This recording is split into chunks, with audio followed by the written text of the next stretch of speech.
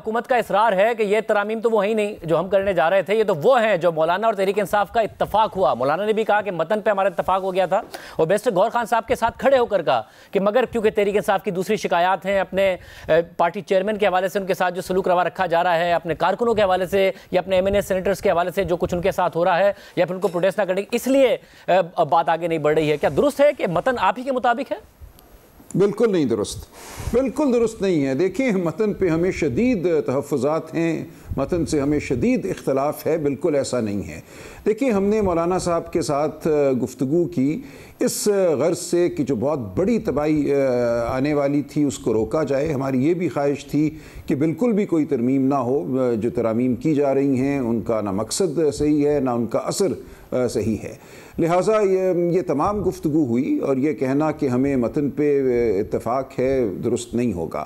اگر ہمارے کسی ممبر کے کسی بھی جملے کی وجہ سے یہ تاثر ابھرا ہے تو میں بالکل وضاحت سے یہ کہنا چاہتا ہوں کہ یہ پارٹی کا بالکل موقف نہیں ہے، نہ ہمارے ممبران کا، نہ ہماری پولیٹیکل کمیٹی کا، کور کمیٹی کا، کسی بھی سطح پہ یہ ہمارا موقف نہیں ہے۔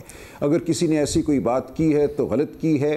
ہم سمجھتے ہیں کہ پاکستان کے آئین کی روح پر حملہ ہوا ہے، عدلیہ کی آزادی کو غصب کیا گیا ہے، مفلوج کر دیا گیا ہے۔ یہ ایک سانحہ ہے، یہ ایک سیاہ ترمیم ہے، ہم اس کی بھرپور مخالفت کرتے ہیں اور کرتے رہیں گے۔ آئینی بینچ کے حوالے سے بھی وہ کہہ رہے ہیں کہ آپ کا اور مولانا کا ہی مطالبہ تھا، ہم تو آئینی عدالت کے لیے جا رہے تھے، آپ کو اسپیسیفکلی وہ کوٹ کر رہے ہیں کہ آئینی بینچ قابل قبول تھا۔ نہیں، ایسا نہیں ہے۔ دیکھیں، ہمارا یہ کہنا تھا، یہ ہمارا نہیں ہے، پاکستان کی جو وکلاء تنظیمیں ہیں عرصے سے ان کا یہ کہنا ہے کہ جیسے انڈیا میں ایک کانسٹیٹیوشنل بینچ بنایا گیا ہے، صرف سپریم کورٹ کی سطح پہ، ہائی کورٹوں کی سطح پہ نہیں، اور وہاں کوئی پک اینڈ چوز نہیں کرتا، کسی کو ثوابدید حاصل نہیں ہے کہ کس کو بینچ میں بٹھانا ہے کس کو نہیں بٹھانا۔ جو سینئر موسٹ 5 ہوتے ہیں وہ بیٹھ جاتے ہیں، لہٰذا کسی کو شکایت نہیں ہوتی کہ کسی نظریے کے لوگوں کو یا کسی کی مداخلت کی وجہ سے یہاں بینچ میں لوگ بٹھائے گئے ہیں۔ یہاں جو ہونے جا رہا ہے، دیکھیے، یہاں یہ کر رہے ہیں کہ جو 13 رکنی کمیشن بنایا جا رہا ہے اس میں ہمیشہ یہ بالکل واضح بات ہے کہ اکثریت جو ہے وہ حکومت یا حکومت نواز ممبران کی ہوگی۔ اس میں لاء منسٹر ہوں گے، اس میں اٹارنی جنرل ہوں گے، اس میں پاکستان بار کونسل سے ہوں گے، اس میں اسپیکر کے نامینیٹڈ ایک صاحب ہوں گے، 4 تو یہ ہو گئے۔ دیکھیں، پاکستان بار کونسل کے حوالے سے کسی کو شک نہ رہے کہ اس کے جو الیکشن ہیں وہ بھی اسی طرح اب ہوتے ہیں جیسے قومی الیکشن ہوئے ہیں۔ اس ملک میں اب کسی بھی اہم الیکشن کو چھوڑا نہیں جا رہا، ہر الیکشن میں مثبت نتائج حاصل کرنے کے لیے قوتیں جو ہیں وہ گرداں رہتی ہیں۔ تو یہ تو 4 کھل کے آپ کے سامنے آ گئے۔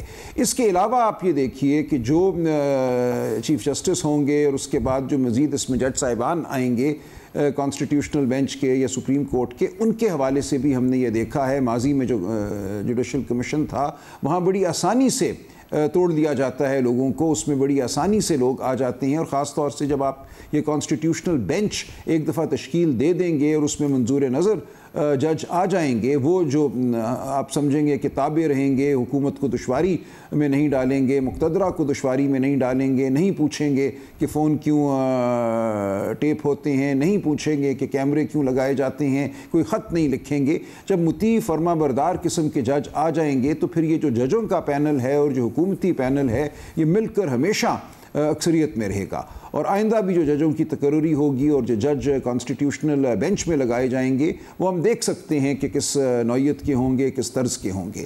تو اس حوالے سے دیکھا جائے تو جو آئینی ہمارے حقوق ہیں ان کے لیے جب ہم کوئی پٹیشن کریں گے، وہ ہائی کورٹ میں کریں یا وہ سپریم کورٹ میں آئے، تو وہ صرف انہی گنے چنے ججوں کے پاس جائے گی۔ یہ اس ترمیم کا حاصل ہے جو ریاست کو، مقتدرہ کو منظور ہیں۔ آپ کو بابر ستار صاحب جیسے جج یہ مقدمے سنتے ہوئے اب نہیں دکھائی دیے جائیں گے۔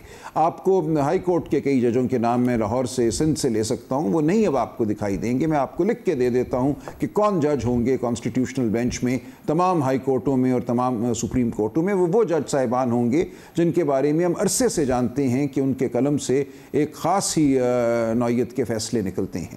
صاحب اور جو چیف جسٹس کی تعیناتی ہے اس میں جو اب ظاہر پہلے سمپل میجورٹی متراسب نمائندگی پارلیمانی کمیٹی کی ہوتی، پہلے سمپل میجورٹی کا تھا، 2/3 میجورٹی ہو گئی ہے، اور اس میں ایک جو اہم شک ہے وہ یہ ہے کہ اگر جج منع کر دیں ٹاپ 3 میں سے جن کو منتخب کیا گیا ہے تو باقی 2 کو کنسیڈر کیا جائے گا، یعنی کہ اگر جیسے یحییٰ آفریدی کا اگر نام آ رہا ہے اگر ان کو، اور ظاہر صرف خبروں کی حد تک اگر وہ انکار کر دیں تو پھر جسٹس منصور علی شاہ، جسٹس منیب اختر میں سے کسی ایک کو کنسیڈر کیا جائے گا. آپ کے خیال میں یہ بھی ابھی بھی قابل قبول نہیں ہے 2/3 میجورٹی پلس اگر وہ انکار کر دیں تو باقی نہیں ہے؟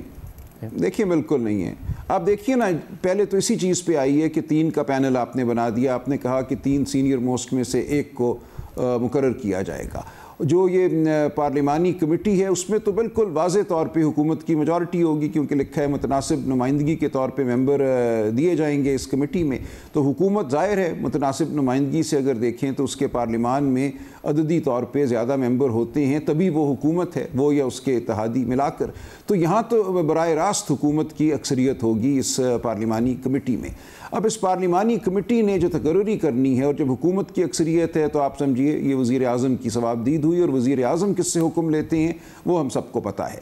تو اب یہاں پہ جو تقرری ہوگی اس کے لیے 3 سینئر جج ہی نہیں، وہ جج بھی، آج ایک جج فرض کریں 6 نمبر پہ ہے، 7ویں میں پہ ہے، وہ سمجھتا ہے کہ سال میں 3 میں آ جاؤں گا، اور اس وقت ایک جج صاحب نے ریٹائر ہونا ہے بطور چیف جسٹس، تو میں بھی ان 3 کی دوڑ میں شامل ہوں گا. تو پورا جو سپریم کورٹ ہے وہ مطیع و فرما بردار ہو جاتا ہے اس خواہش میں کہ ایک دن میرا نام بھی زیر غور آئے گا، اور جو فیصلہ ساز ہیں، فیصلہ کرنے والے ہیں، وہ مجھ سے خوش ہوئے تو مجھے وہ چیف جسٹس مقرر کر دیں گے. تو اس حربے کے ذریعے آپ نے سپریم کورٹ کی جو ذہنی، فکری، روحانی آزادی تھی اس کو سلب کر دیا ہے. اسی لیے یہ بہت ایک خوفناک اور ایک ناقابل قبول شک ہے.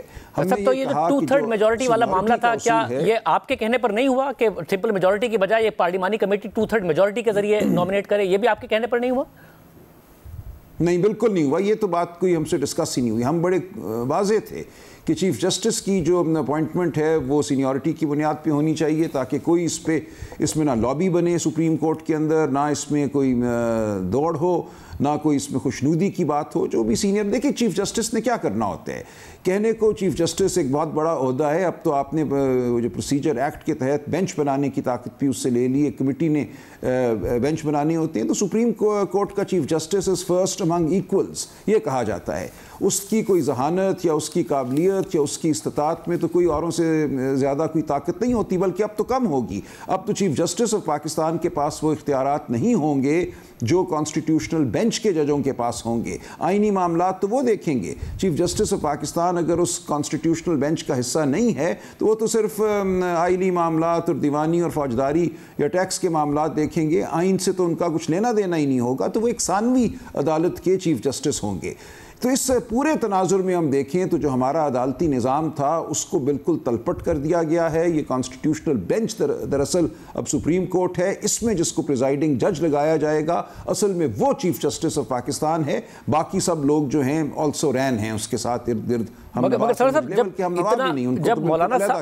جب مولانا صاحب کے ساتھ مل کر حکومت کی جو ترامیم حکومت لانا چاہتی تھی، جسے مولانا نے بھی کہا کہ کالا صاحب تھا جس کے ہم نے ڈنگ نکالا، جس کے ہم نے دانت توڑے، انہوں نے آپ کو خراج تحسین پیش کیا، آپ نے انہیں خراج تحسین پیش کیا اس سارے کے سارے معاملے میں، تو بہتر نہ ہوتا کہ مولانا کے ساتھ اور پش کیا جاتا اور ووٹنگ کے مرحلے کا بھی حصہ بنا جاتا اگر آپ اتنا پش کرنے میں کامیاب ہو؟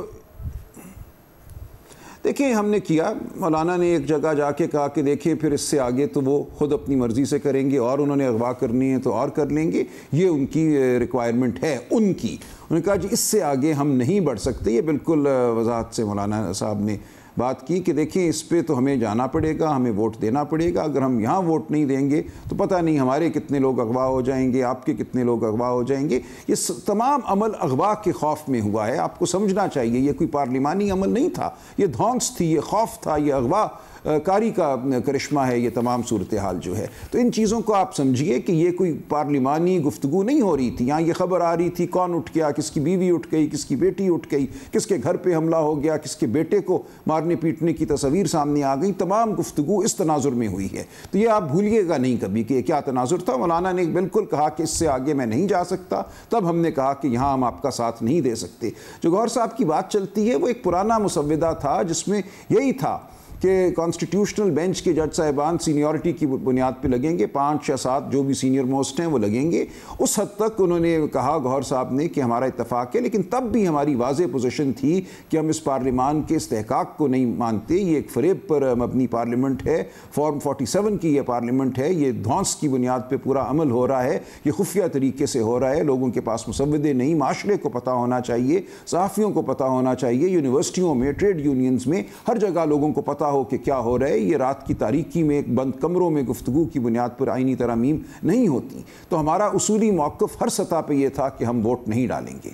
صاحب، اور آپ کے جو رہنما ہیں ان کے ساتھ کچھ کی تو ظاہر ہے باقاعدہ طور پر ویڈیوز بھی سامنے آئیں، مگر پھر یہ کنفیوژن پھیل گئی کہ پارٹی کو بھی کس کس پر بھروسہ نہیں ہے. شہباز گل صاحب نے جو نام شیئر کر دیا، انہوں نے کہا کہ میں سینئر ممبران نے بھی مجھے یہ انفارمیشن کنفرم کی ہے.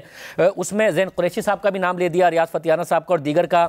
پھر انہوں نے سوال اٹھا دیا آپ کی سینیٹر صاحبہ کے حوالے سے، زرکا صاحبہ کے حوالے سے، کہ پولیٹیکل کمیٹی میں بھی میں نے بتایا تھا. حالانکہ وہ کہہ رہی ہیں کہ میں عمران خان صاحب کے ساتھ کھڑی ہوں. زین قریشی صاحب کی فیملی نے سفر کیا ہے، چاہے ان کے والد صاحب ہوں، ان کی اہلیہ کی کڈنیپنگ کا معاملہ ہوا. اس وقت پارٹی کی پوزیشن کیا ہے مختلف رہنماؤں کے حوالے سے؟ دیکھیں، جن لوگوں نے تو واضح طور پہ اسمبلی میں ووٹ ڈالا ہے اس آئینی ترمیم کے حق میں، ان کی پوزیشن تو بالکل واضح ہے کہ انہوں نے پارٹی کی ہدایت پہ عمل نہیں کیا، پارٹی سے غداری کی ہے. تو ان کے حوالے سے تو کوئی ابہام نہیں ہے.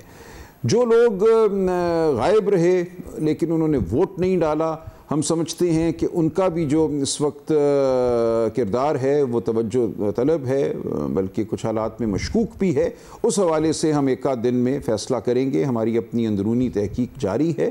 ہم سمجھتے ہیں کہ جن لوگوں نے رابطہ ہم سے منقطع کیا، ہمارے لوگ متعین تھے تمام ایم این ایز، سینیٹرز سے رابطہ کرنے کے لیے، اور رابطہ منقطع کرنے کے بعد اچانک ویڈیوز جاری کر دیں، تو ان سے سوال کیا جائے گا کہ آپ ہم سے رابطے میں نہیں تھے، پھر یہ ویڈیوز کیسے آ گئیں، پہلے آپ کو کیوں رسائی حاصل نہیں تھی کسی فون تک. تو یہ تمام معاملات توجہ طلب ہیں، لیکن یہ غیر اہم ہے. دیکھیے، اب ایک واقعہ، ایک ثانیہ ہونا تھا، وہ ہو گیا. میں ایک سوال اس پہ ضرور کرنا چاہوں گا، کیا زین قریشی صاحب بھی ان میں شامل ہیں جن کے آپ یہ تحقیق طلب معاملہ ہے جن کی آپ بات کر رہے ہیں؟ جی بالکل، وہ بھی شامل. ساتھ میں مجھے یہ بھی بتائیے گا اب آگے آپ کا کیا لاہ عمل ہوگا، کیونکہ جو کمیٹی کے نام ہیں اس کی طرف بھی تحریک انصاف جاری ہے، اس میں بھی آپ نام دیں گے. کیا آپ ابھی بھی بھرپور کوشش کریں گے کہ جے یو آئی سے بات کی جائے، اگر ایم کیو ایم اتحادی ان سے بات کی جائے، ان کمیٹیوں میں بھی ایک سیاسی عمل کے ذریعے، ڈائلاگ کے ذریعے کوشش کی جائے؟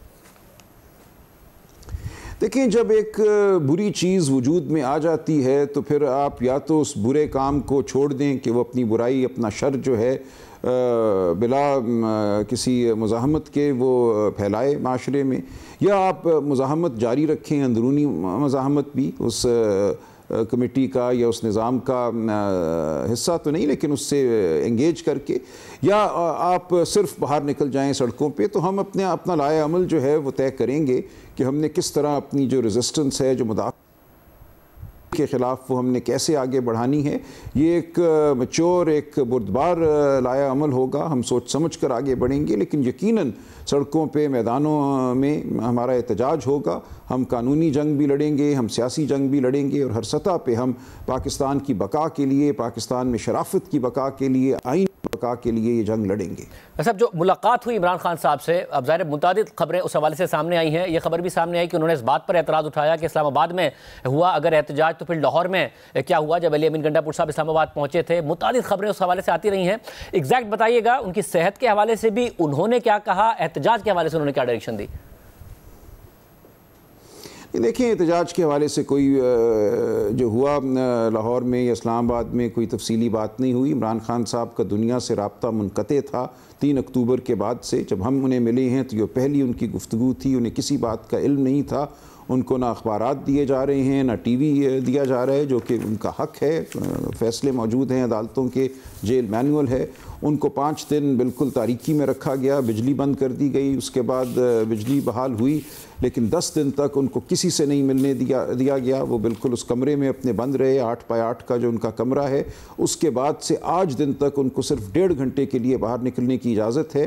وہ ایکسرسائز نہیں کر سکتے. ایک سائیکل باہر موجود ہے لیکن ان کو اجازت نہیں کہ اس کو استعمال کریں. وہ کوریڈور میں صرف پھر سکتے ہیں 1-1.5 گھنٹہ. ان کو باہر سامنے جو جیل میں جو میدان ہے اس میں جانے کی بھی اجازت نہیں ہے. یہ ہر طرح سے ہمارے آئین قانون جیل مینول کی خلاف ورزی ہے, جو بین الاقوامی حقوق ہیں قیدیوں کے اس کی خلاف ورزی ہے. یہ ٹارچر کے زمرے میں آتا ہے, تشدد کے زمرے میں آتا ہے, ذہنی اذیت ان کو دی جا رہی ہے. اس دوران وہ بیمار بھی رہے, الٹیاں رہیں ان کو, اب وہ ٹھیک ہیں, صحت ان کی اب ٹھیک ہے, وہ بہت پرعزم ہیں, وہ بالکل اطمینان سے کھڑے ہیں اپنی جگہ. انہوں نے کہا میں تمام عمر جیل میں رہ سکتا ہوں, ہم ایسا ظاہر نہیں ہونے دیں گے, مجھے بے شک یہ ملٹری عدالت کے سامنے لے جائیں, میں ایک قدم پیچھے نہیں ہٹوں گا, میں کوئی ڈیل نہیں کروں گا, میں حق کی آواز ہوں, میں اصول پہ کھڑا ہوں, میں کھڑا رہوں گا. کیا انہوں نے کسی ناراضی کا اظہار کیا حکمت عملی کے حوالے سے؟ وہ غلط ہیں. انہوں نے کسی ناراضی کا اظہار کیا؟ دیکھیں بہت مختصر بات ہوئی, یہ 45 منٹ کی ملاقات تھی, اس میں 15 منٹ تو ان کی صحت کے حوالے سے جو ان کے حالات ہیں اس حوالے سے ہوئے, باقی 30 منٹ کی گفتگو ہوئی, اس میں اور بہت سی باتیں تھیں. آگے کیا ہوگا یہ بات آپ کے سامنے جلد آ جائے گی. ظاہر ہے کہ احتجاج ہمارے رائے عمل کا ایک کلیدی حصہ ہوگا. ان کے کھانے پینے کے حوالے سے بہت زیادہ معاملات تھے, تو پھر جو اڈیالہ جو سینٹرل جیل راولپنڈی ہے اس کی طرف سے جو ایک پریس ریلیز آئی, ناشتہ, دوپہر کا کھانا, شام کا کھانا, جو معاملات, اس کو آپ ریجیکٹ کر رہے ہیں یا کھانا پینا ٹھیک ہے عمران خان صاحب کا؟ جیسا کہ گھر سے کچھ نہیں آ رہا ان کو, جو جیل گھر سے کچھ نہیں آ رہا, جو جیل کا کھانا ہوتا ہے وہی ان کو مل رہا ہے, اس کے علاوہ کچھ نہیں مل رہا. 5 دن جب بجلی بند تھی تو انتہائی ان کو بری قسم کا کھانا ملا جس سے وہ الٹیاں کرتے رہے, لیکن اب ان کو جو جیل کا عمومی کھانا ہے وہ مل رہا ہے اور ان کی صحت ٹھیک ہے.